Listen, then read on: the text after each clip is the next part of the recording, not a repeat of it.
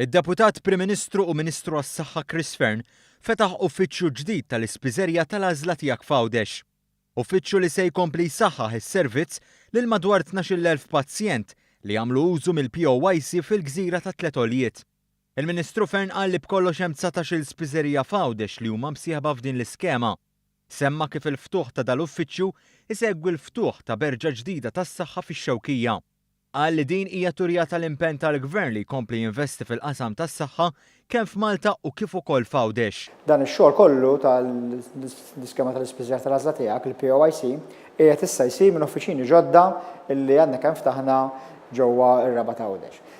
Kompli juri kif il-Gvern huwa impenjat illi kompli tejjeb is-servizzi tas-saħħa fil-Gżira Ewċija biex ħolq oħra fil-katina ta' servizzi li qegħdin nagħtu inkomplu nollu l-livell tas-saħħa fil-Gżira Ewċija.